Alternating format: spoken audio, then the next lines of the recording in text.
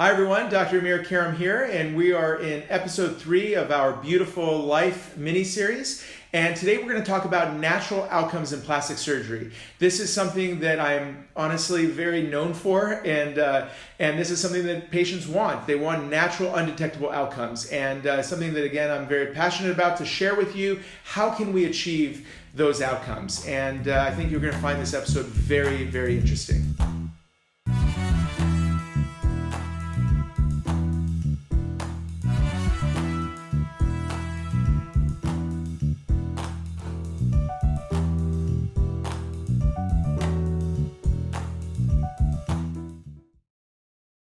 Natural outcomes in plastic surgery. This is what everyone wants, right? I mean, at the end of the day, no one wants to look like they've had work done. That's the big stigma. That's the big, red flag. Whenever you see somebody walking down the street, they look like they've had work done.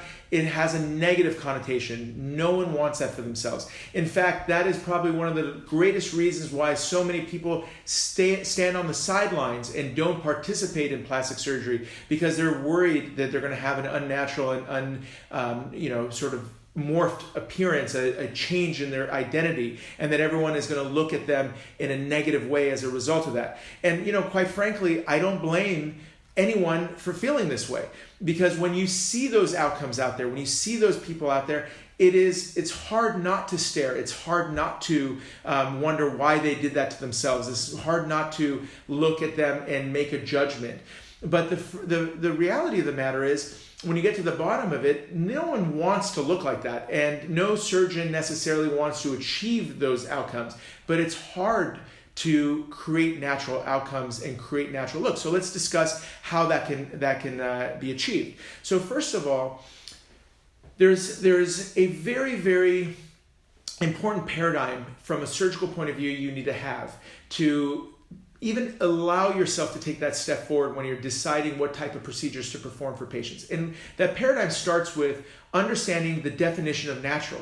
Natural basically means that in the normal population, when you look at, call it the wild human population, you have to be able to recognize the spectrum of variable facial shapes that exists normally out there.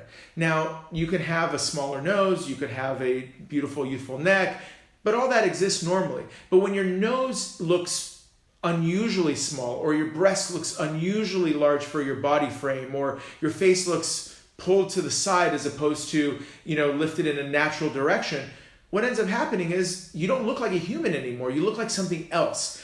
And that something else is the trigger to why people think that you've had work done, or that people recognize work that's done. So at the core of it, as surgeons, we have to recognize that we have to stay within the natural human morphology in order to achieve those undetectable and natural looks, the kind of look that blends into the population. So that's an important perspective. The second aspect of it is picking and choosing the techniques that are going to not alter the appearance in a way that is non-anatomic. And what I mean by that is this. Let's take the eyes, for example. Aging, for example, causes the skin around the eyes to become excessive. Upper lids get a little heavy, lower lids get a little puffy, we get a little hollow under the eyes, etc. Well, for years, a lot of the techniques that were taught to us as plastic surgeons were that we're supposed to go in there and take out the skin, we're supposed to take out the muscle, then we're supposed to go deeper, take out the fat. All for what? That's not how the eye ages. When you look at somebody when they're younger, they actually had kind of a heavier eyelid. They had fullness in their eyelid. They had a convexity to their lid. They didn't have as much skin perhaps, but they certainly didn't have less fat and less muscle. Same thing with the lower lids. When you go in there, when you look at somebody who's younger, what you see is that they had a smooth transition between their eyelid and their cheek. They didn't have a hollow skeletonized lid that is created by surgical interventions when you go in there and remove all the fat from the eyelid. So these are some of the techniques that are flawed.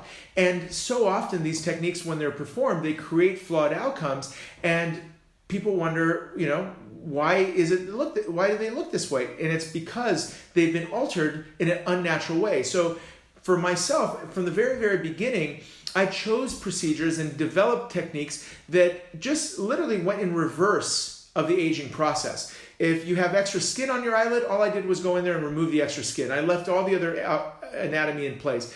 If you have a puffiness under your eyes and you have a hollow under here, I take out the fat pad and I add volume. I add fat around the eye. So now your eye looks like it did when you were in your 30s or 20s or whatever it is. And I never changed the natural architecture of any part of the face. I just simply went in a linear reversal of the aging process. When you come to me for a rhinoplasty, for example, I don't take the nose and create this preconceived notion of what a beautiful nose should look like. I look at your face, blend the nose with all the different features so that suddenly the nose is not a negative feature on the face and you can suddenly see the beauty of your eyes, your lips, your cheeks, and the nose just becomes a supporting actor in that process as opposed to trying to become the star, which the nose is not intended to be, for example.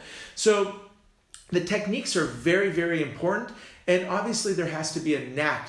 There has to be a sense of judgment that goes into every single case. And the combination of procedures are also very important. In addition to just having a talent, if you will, a sort of an innate understanding of how much to take and how much to lift and how much to modify, that's something that's hard to be taught, just like it's hard for a chef to teach his pupils how to make a great dish, even though they follow an exact recipe.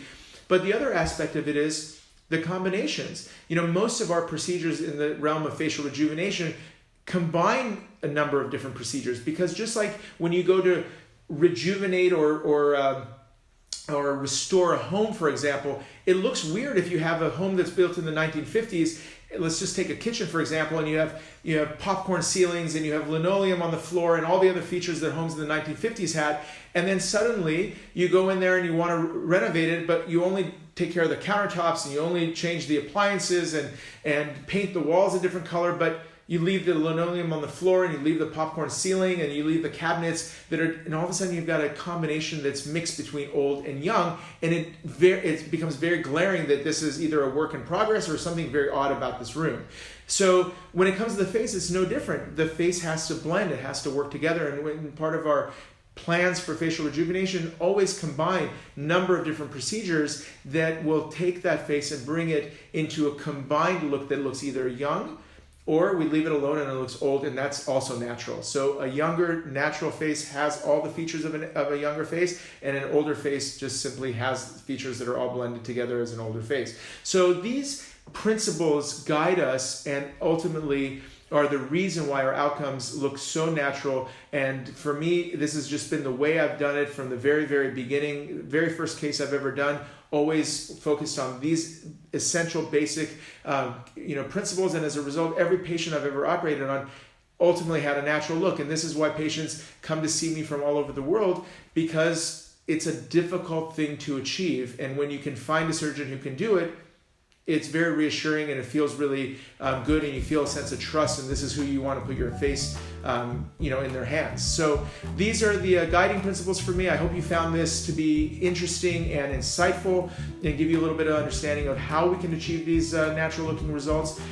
If you have any questions about this or any comments, I'd love to engage with you, so please put it down in the comment section, and we'll make sure we get the conversation rolling that way as well. Thanks so much for listening.